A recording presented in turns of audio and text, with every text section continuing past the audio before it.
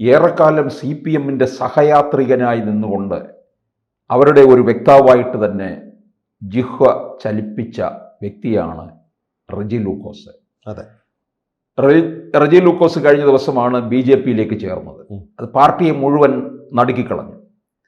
അതിന് പിന്നാലെ തന്നെ നമ്മൾ വളരെ നേരത്തെ തന്നെ കേട്ടതാണ്, ദേവികുളം MLA ആയിരുന്ന രാജേന്ദ്രൻ BJP-യിലേക്ക് വരും. അന്ന് രാജേന്ദ്രൻ അത് നിഷേധിക്കുകയൊക്കെ ചെയ്തു. പക്ഷെ ഇപ്പോൾ രാജേന്ദ്രൻ തന്നെ പുറത്തുവിട്ടിരിക്കുന്ന വാർത്ത, ഞാൻ BJP-യിലേക്ക് ചേരാൻ പോവുകയാണ്. അതിൻ്റെ ചർച്ചകളൊക്കെ രാജീവ് ചന്ദ്രശേഖറുമായിട്ട് നടത്തിക്കഴിഞ്ഞു. അദ്ദേഹം മത്സരിക്കാൻ വേണ്ടിയല്ല വരുന്നത്. അവിടെ ദേവികുളം മൂന്നാർ ഭാഗത്തുള്ള തോട്ടം തൊഴിലാളികളുടെ, ഈ തമിഴ് വംശജർ വളരെ കൂടുതലാണ്, അവർക്ക് വേണ്ട തരത്തിലുള്ള വായ്പാ സൗകര്യങ്ങളും ഒക്കെ ശരിയാക്കി കൊടുക്കുന്നതിന് പ്രധാനമന്ത്രിയുടെ പല പദ്ധതികളും ഒക്കെ ഉണ്ടല്ലോ, അവരുടെ ഇടയിലേക്ക് ഒരാളായി മാറുക. BJP അത് വളരെ തന്ത്രപൂർവ്വമാണ് കൈകാര്യം ചെയ്യുന്നത്. ഇതൊക്കെ നമുക്കറിയാവുന്ന നേതാക്കന്മാരാണ്. ഇപ്പൊ റെജി ലൂക്കോസ് ഇടത് സഹയാത്രികനാണെന്ന് എല്ലാവർക്കും അറിയാം. അതുപോലെ നമ്മൾ അറിയാത്ത പലരും ഇതിനിടയ്ക്ക് BJP-യിലേക്ക് വരികയുണ്ടായി. CPM-ൽ നിന്ന് പാലക്കാട് ഏറെക്കാലം ഏരിയ സെക്രട്ടറി ആയിരുന്നിട്ടുള്ള ഒരു രാമകൃഷ്ണൻ, അദ്ദേഹം ഈയിടയ്ക്കാണ് BJP-യിലേക്ക് വന്നത്. അദ്ദേഹത്തിന് വലിയ ഭീഷണി വരെ ഉണ്ടാവുകയും ചെയ്തു. പിന്നെ അതുപോലെ തന്നെ മാറനല്ലൂര്, വെള്ളനാട്, ഇവിടെ നിന്നുങ്ങളിലൊക്കെ ഒരു കൂട്ടത്തോടെ ഒരു പ്രവാഹം ഉണ്ടായി എന്നുള്ളതാണ്. ഈ ഒഴുക്ക് ഇനിയും തുടരാൻ സാധ്യതയാണല്ലേ? 100%. ഭാരതീയ ജനതാ പാർട്ടി താഴ്ന്ന ജാതിക്കാരുടെയും വനവാസി പിന്നോക്ക മേഖലകളിൽ ഉള്ളവർക്കും ഒത്തിരി കാര്യങ്ങൾ ചെയ്യുന്നു.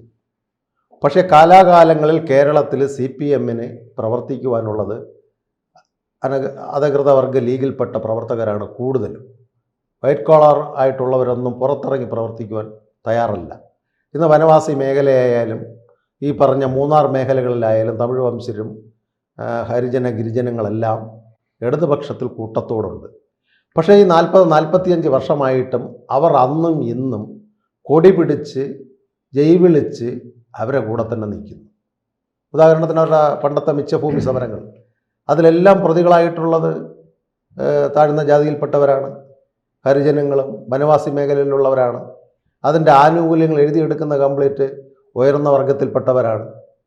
അപ്പം ഇന്നും അന്നും പാർട്ടിയുടെ അടിമകളായിട്ട് ഇവർ നിൽക്കുന്നു എന്ന് മൂന്നാറിൽ മുൻ MLA രാജേന്ദ്രൻ മനസ്സിലാക്കി. മൂന്നാറിൽ ഇത്രയും കാലം കേന്ദ്രം ഭരിച്ചിട്ടും കേരളം ഭരിച്ചിട്ടും, കോൺഗ്രസ് ഭരിച്ചു, ഇന്ത്യ മുന്നണി ഭരിച്ചു, കേരളത്തിൽ നീണ്ട അടുത്ത മൂന്നാമത്തെ ടൈം വരുമെന്ന് ബഹുമാനപ്പെട്ട മുഖ്യമന്ത്രിയും PRO ടീമും പറയുന്നു. പക്ഷെ മൂന്നാറിലൊന്നും ഒരു ഡെവലപ്മെൻറ്റും ഇല്ല. മൂന്നാറിലെ സാധാരണക്കാർ ഇന്നും സാധാരണക്കാരാണ്.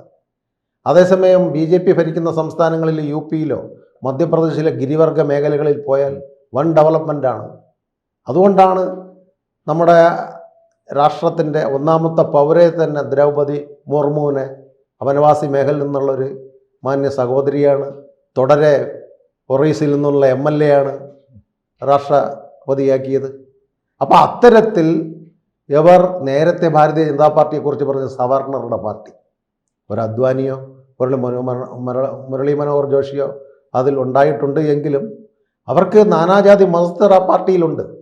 ആ ഒരു പ്രതിച്ഛായ ഇന്ന് കമ്മ്യൂണിസ്റ്റ് പാർട്ടിക്കോ കോൺഗ്രസിനോ മുദ്രാവാക്യമില്ല ഉയർന്നവരുടെ പാർട്ടിയിൽ നിന്ന്.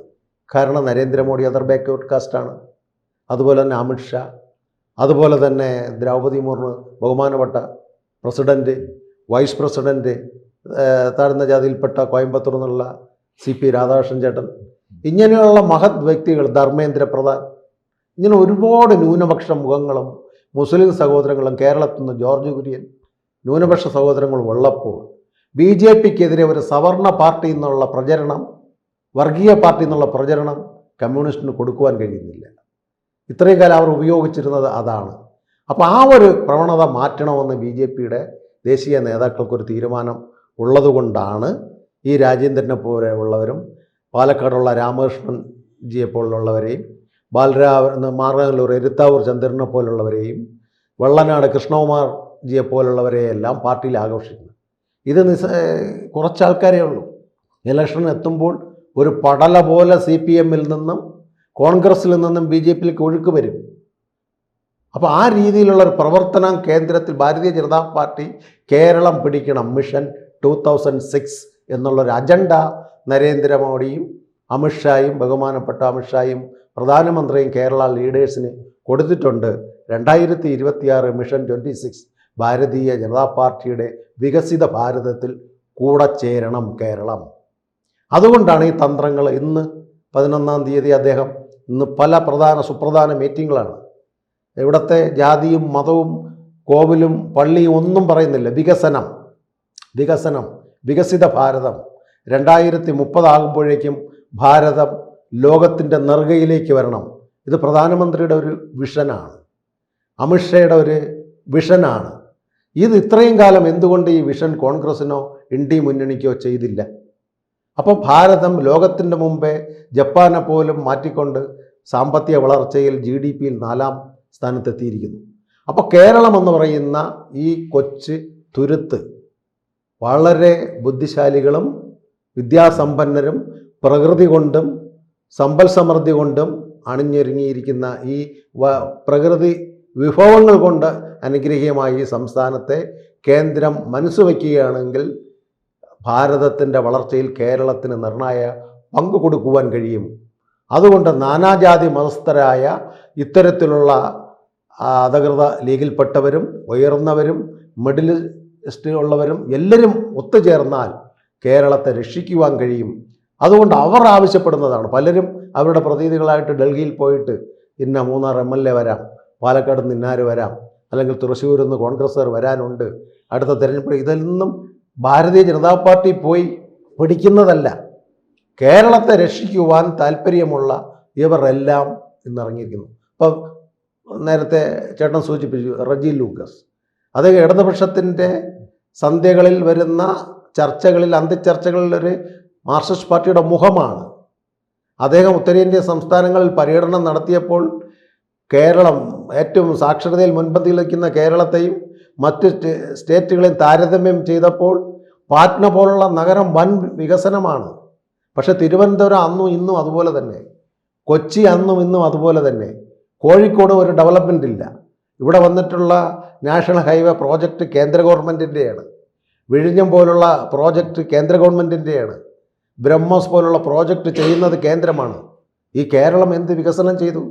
ഇത് റജി ലൂക്കോസിനറിയാം.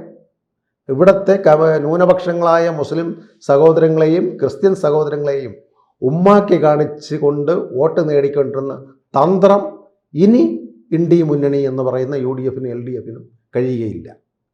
അതുകൊണ്ടാണ് ഒരു നീണ്ട സാമ്പത്തിക ഉണ്ടാക്കലിന് വേണ്ടി അമ്പലങ്ങൾ കൊള്ളയടിക്കുന്ന കുർവ സംഘങ്ങളായി UDF-ഉം LDF-ഉം ഇന്ത്യ മുന്നണിയായി മാറിയിരിക്കുന്നു. ഈ രാജേന്ദ്രൻ്റെ ഈ BJP-യിലേക്കുള്ള വരവ് തോട്ടം തൊഴിലാളികളുടെ ഇടയിലും മലയോര മേഖലയിലും ഒക്കെ വലിയൊരു ചലനം സൃഷ്ടിക്കാനുള്ള സാധ്യത ഉണ്ട്. കാരണം ഇവർക്ക് പലതരത്തിലുള്ള ആനുകൂല്യങ്ങളെപ്പറ്റിയും വലിയ ബോധമില്ലായിരുന്നു എന്നുള്ളതാണ്. അതുകൊണ്ട് ഇതൊക്കെ അത്തരത്തിൽ BJP രാജേന്ദ്രന് ചില ചുമതലകൾ നൽകും എന്നാണ് അറിയുന്നത്. കാരണം അവരുടെ ഇടയിലേക്ക് വലിയൊരു സ്വാധീനം ഉണ്ടാക്കുക, അത് നിയമസഭാ തെരഞ്ഞെടുപ്പിലും അതിൻ്റെ ഒരു പ്രതിഫലനം ഉണ്ടാക്കത്തക്ക രീതിയിൽ നീങ്ങുന്നു എന്നാണ് അറിയാൻ കഴിയുന്നത്. ആണ്. കാരണം ഇപ്പോൾ നടന്ന പഞ്ചായത്ത് തിരഞ്ഞെടുപ്പിൽ മൂന്നാർ ചില മേഖലകളിൽ ചെന്നെത്താൻ പറ്റാത്തടത്ത് BJPക്ക് പ്രതിനിധികൾ ജയിച്ചിട്ടുണ്ട്. അവിടെ രാജേന്ദ്രനെ പോലുള്ള വ്യക്തികളെ മുൻനിർത്തിയാൽ ഭാരതീയ ജനതാ പാർട്ടിക്ക് അവിടെ അസംബ്ലിയിൽ പ്രാതിനിധ്യം ഉണ്ടാക്കാൻ കഴിയും. അവർ ആക്ഷേപിക്കുന്നത് എന്താ? രാജേന്ദ്രനടുത്ത് സീറ്റ് കൊടുക്കുകയില്ല, MM മണിയുമായിട്ടുള്ള ക്രാഷ് ആയതുകൊണ്ട് ഇനി സീറ്റ് കിട്ടൂലല്ലോ എന്ന് പറഞ്ഞ് സീറ്റ് മോഹിച്ചാണ് രാജേന്ദ്രൻ പോയതെന്നാണ് കൊല്ലം പത്രങ്ങളും പത്തനംതിട്ട പത്രങ്ങളിലെല്ലാം എഴുതിയിരിക്കുന്നത്. ഈ സോഷ്യൽ മീഡിയയിലുള്ള അവരുടെ പോരാളി ഷാജികളും കുറേ ഗ്രൂപ്പുകളുണ്ടല്ലോ, ഇടതുപക്ഷ ഗ്രൂപ്പുകളെല്ലാം ആക്ഷേപിച്ച് എഴുതിയിരിക്കുന്നു. ചാണകത്തിൽ പോയി, സംഘിയിൽ പോയി. അപ്പോൾ ഇങ്ങനെ ആക്ഷേപിച്ചുകൊണ്ടിരിക്കുന്നു. പക്ഷേ ഇദ്ദേഹത്തിന് തമിഴ് വംശരുടെ ഇടയിലും താഴ്ന്ന ജാതിക്കാരുടെ ഇടയിലും മൂന്നാറിൽ നിർണായക സ്വാധീനം രാജേന്ദ്രനുണ്ട്. അത് മാർക്സിസ്റ്റ് പാർട്ടിയുടെ ആൾക്കാർക്ക് അങ്കലാപ്പുണ്ട്. ഭാരതീയ ജനതാ പാർട്ടിക്ക് വനമേഖലകളിൽ MLA ഉണ്ടാകുമോ? ആ അങ്കലാപ്പ് പ്രതിഫലിക്കാതെ ഇരിക്കുവാനും ഇനി എങ്കിലും മറ്റ് ന്യൂനപക്ഷങ്ങളോ താഴ്ന്ന ജാതിക്കാരോ വിട്ടു പോകരുത് BJPയിൽ എന്നുള്ളത് കൊണ്ടാണ് സീറ്റ് മോഹി പോകുന്നു എന്ന് ഇവർ ആക്ഷേപിക്കുന്നത്. ഇന്ന് 2-3 ദിവസം കൊണ്ട് അവരുടെ പത്രങ്ങളും അവരുടെ ചാനലുകളും പറയുന്നത് രാജേന്ദ്രൻ്റെ കുറ്റങ്ങളാണ്. ഇത്രയും കാലം രാജേന്ദ്രൻ അതിൽ നിന്നയല്ലേ? അതിൽ നിന്നപ്പോൾ ഈ കുറ്റമൊന്നും ഇവർക്കില്ലേ? ഇതിനേക്കാളും എന്ത് കുറ്റം പറഞ്ഞു നടക്കുന്നതും നാക്കെടുത്ത വിരട സരസ്വതി വരുന്നതാണ് എം എം മണി. അദ്ദേഹത്തിന് കയറഴിച്ചു വിട്ടിക്കുകയാണ്. അദ്ദേഹത്തിനെതിരെ കുറ്റമില്ല. രാജേന്ദ്രൻ നല്ലൊരു MLA ആയിരുന്നു, കറപ്ഷൻ ഇല്ലാത്ത നല്ലൊരു ഇടതുപക്ഷ MLA ആയിരുന്നു മലയോര മേഖലയിൽ. അദ്ദേഹം BJPയിലേക്ക് വന്നപ്പോൾ BJPയിൽ വരുമ്പോൾ എല്ലാവരും മോശക്കാർ. റെജി ലൂക്കോസ് മോശം, രാജേന്ദ്രൻ മോശം, എരുത്താവൂർ ചന്ദ്രൻ മോശം, വെള്ളനാട് കൃഷ്ണകുമാർ മോശം, പാലക്കാട് രാമകൃഷ്ണൻ മോശം, കണ്ണൂർ രതീഷ് മോശം, കോഴിക്കോട് ഉള്ള മുസ്ലിം സഹോദരൻ മോശം. അവരിൽ നിൽക്കുമ്പോഴെല്ലാം നല്ലവരെ. പുറത്ത് വേറൊരു പാർട്ടി ഭാരതീയ ജനതാ പാർട്ടിയിൽ പോയാൽ നിങ്ങൾ എന്തായാലും പോയി, അതിൽ പോയത് മോശമാണ്. കോൺഗ്രസ്സിലെങ്കിലും പോകാത്തത് ഒരു നേതാവ് പ്രസംഗിച്ചതാണ് നെടുമങ്ങാട്. പോകുന്നവരെല്ലാം BJPയിൽ, കോൺഗ്രസ്സിൽ പോകുന്നില്ല. സംഭവം എന്താ? അതാണ് ഞാൻ നേരത്തെ സൂചിപ്പിച്ച ഇന്ത്യ മുന്നണി ഒരു കുറുവ സംഘമാണ്. അപ്പോൾ എന്തായാലും BJPയിലേക്കുള്ള ഒഴുക്ക് ഇനിയും അങ്ങോട്ട് തുടരുമെന്ന് തന്നെ നമുക്ക് പ്രതീക്ഷിക്കാം. തീർച്ചയായിട്ടും നല്ല ഒഴുക്കുകൾ തുടരും. പല ഉന്നതന്മാർക്കും ഭാരതീയ ജനതാ പാർട്ടി സീറ്റ് കൊടുക്കും. BJP പറഞ്ഞ ആ രാജീവ് ചന്ദ്രശേഖർജി പറഞ്ഞ 36 എന്നുള്ള സംഖ്യ അസംബ്ലിയിൽ 2026 മിഷൻ വിജയിപ്പിക്കണം. നരേന്ദ്രമോദിയുടെ കേന്ദ്ര ഗവൺമെൻറ്റിൻ്റെ കരങ്ങൾക്ക് ശക്തി പകർന്നുകൊണ്ട് രാജ്യത്തിൻ്റെ വികസനത്തിന് വേണ്ടി, വികസിത ഭാരതത്തിന് വേണ്ടി ഈ പുതിയ കേരളത്തിലും അണിയാവണം BJPയുടെ നേതൃത്വത്തിലൊരു ഗവൺമെൻറ് വരണമെന്നാണ് നരേന്ദ്രമോദിയും അമിത്ഷായും വിചാരിച്ചിരിക്കുന്നതും. ഇന്നത്തെ ചർച്ചകൾ പൗരപ്രമുഖരും ചില മാധ്യമ സുഹൃത്തുക്കളും ബാക്കിയുള്ള പാർട്ടിയുടെ നേതാക്കളും പാർട്ടിയുടെ തിരഞ്ഞെടുക്കപ്പെട്ട കൗൺസിലേഴ്സിൻ്റെയും മീറ്റിങ്ങുകൾ കൊണ്ട് പുതിയൊരു തന്ത്ര പദ്ധതി ആരാധ്യനായ ആഭ്യന്തരമന്ത്രി അമിത്ഷാ ഇന്ന് ഇവിടുത്തെ BJP കേഡറിനെ ഒരു ഉത്തരവാദിത്വം കൊടുത്തിട്ട് ഡൽഹിയിലേക്ക് പോകും. കൂടുതൽ വാർത്തകളും വിശേഷങ്ങളും നിങ്ങളിലേക്ക് എത്താൻ ABC മലയാളം സബ്സ്ക്രൈബ് ചെയ്യുക, ബെൽ ബട്ടണും അമർത്തുക.